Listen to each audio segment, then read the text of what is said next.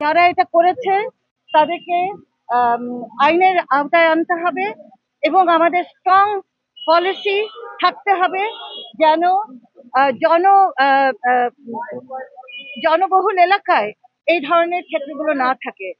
আপনারা জানেন এর আগেও পুরোনো টাউনে এই ধরনের ঘটনা ঘটেছিল এবং যেহেতু ওটা খুব জনবহুল এলাকা সেই কারণে কিন্তু ওই জায়গাটা থেকে সরিয়ে দেওয়া হলো। তার ফলে যেটা হলো, প্রাইভেট এই ক্ষেত্রগুলো বিভিন্ন জায়গায় চলে গেল এবং এটা চিহ্নিত করে আহ, আমাদের অতি সত্বর জরুরি ভাবে দরকার এগুলোকে চিহ্নিত করে এগুলোকে উৎখাত করা, যাতে জনবহুল এলাকা থেকে এগুলো বের হয়ে যায়। এবং যদি পলিসি পরিবর্তন লাগে তাহলে পলিসি পরিবর্তন করতে হবে, এটা হচ্ছে একটি কথা। দ্বিতীয় কথা, আমি নিজে ব্যক্তিগতভাবে সবসময় দেখেছি আমাদের ফায়ার ব্রিগেড অত্যন্ত বীরত্বের সাথে এই কাজগুলো করে থাকে এবং এটা এত ঝুঁকিপূর্ণ, আপনাদের চিন্তাও করা উচিত না ওখানে ঢোকার, এবং ওই কেমিক্যালের ভেতরে প্রাণ নাশ হওয়ার সম্ভাবনা থাকে। তো সেই কারণে উনারা একেবারে ঠিক সিদ্ধান্ত নিয়েছেন। আমাদের বুয়েট থেকে আমাদের টেকনিক্যাল এক্সপার্ট তাদের আসা দরকার, তারা যৌথভাবে বসে তারা সিদ্ধান্ত নেবে। তৃতীয় জিনিস হচ্ছে, যে মানুষগুলো মারা গেছে আমরা যেটুকু পরিসংখ্যান পেয়েছি সেটা হাসপাতালে যারা আছে সেখানে আমার মন্ত্রণালয় থেকে হেল্প ডেস্ক আছে, আমার হেল্প সমাজ কর্মীরা ওখানে আছে, তারা এটা ফলো আপ করবে, তাদের পরিজনের সাথে এটা নিয়ে বসবে এবং তাদের যা যা সহযোগিতা করা সম্ভব সেটা আমরা সেই জায়গাটিতে করব। এবং আর কিছু মৃতদেহ আছে কিনা সেটা তো একটা নিখোঁজদের বিষয় আপনাদের নিখোঁজদের বিষয়ে আমাদেরকে বললাম ইনভেস্টিগেশন তো করতেই হবে এবং সেটা খোঁজ নিতে হবে। কয়েক ঘন্টা হয়েছে ঘটনাটা এবং ওই জায়গাটা এতই ঝুঁকিপূর্ণ যে আমরা কি বলে জাস্ট মনে হলো বলে আমরা ওখানে ঢুকে চলে গেলাম, ইনভেস্টিগেট করতে তো করা যাবে না। তার মানে এখানে এক্সপার্ট সাহায্য লাগবে এবং এক্সপার্ট বুদ্ধি নিয়ে আমাদের কাজটা করতে হবে। এখানে পুলিশকে লাগবে, এখানে অনেক কিছু লাগবে। তো এই জায়গাটার জন্য আমার মনে হয় যে ওনারা যে তৎপরতার সাথে করেছেন, আমি চাই যে আমরা অন্তত ওনাদেরকে সেই কৃতজ্ঞতা জায়গা থেকে ওনাদেরকে ধন্যবাদ জানাই।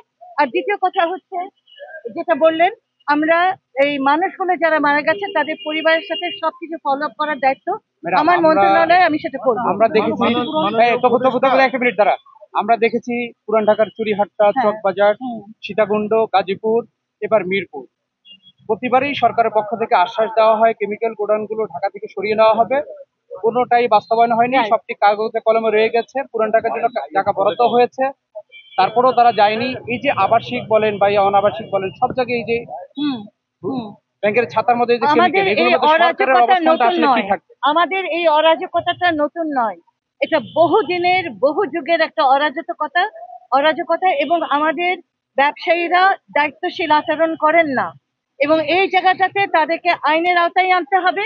আমাদের এই স্বল্প মেয়াদীর সরকার, তারপরেও আমি মনে করি যে আমরা যেখানে পলিসি দরকার, বাড়তি আইন দরকার, সেগুলো আমরা খতিয়ে দেখবো এবং আমরা থাকতে থাকতে অবশ্যই এটা নিয়ে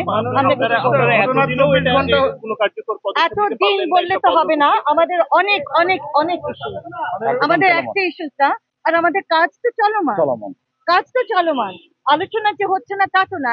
এবং ওনাদের সাথে ওনাদের পরামর্শ কেমিক্যাল পল্লী তৈরি করা হয়েছে বিভিন্ন জায়গায়।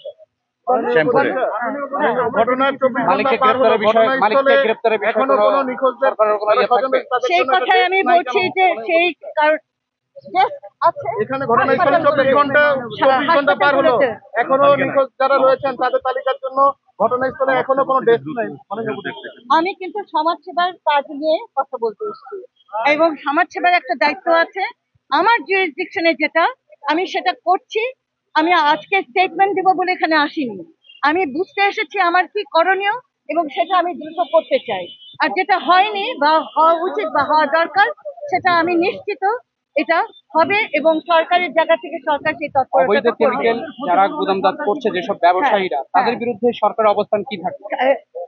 আমি মনে করি যে গভর্নমেন্ট এটাকে কোনোভাবেই ছাড় দেবে না এবং এটা মানুষের জীবনের জন্য হুমকি হয়ে দাঁড়াচ্ছে, ক্রমশই এটা খুব খারাপ দিকে যাচ্ছে এবং এটা অবশ্যই এটা এই এই জায়গাগুলো থেকে এগুলোকে সরাতে হবে। ক্ষতিপূরণ দেবে কিনা? ধন্যবাদ। পরের ব্যাপার, ক্ষতিপূরণ পরের ব্যাপার। আমি মনে করি সমাজ কল্যাণ মন্ত্রণালয় পরিবারগুলোর পাশে থাকবে, সেই নিশ্চয়তা আমি দিচ্ছি।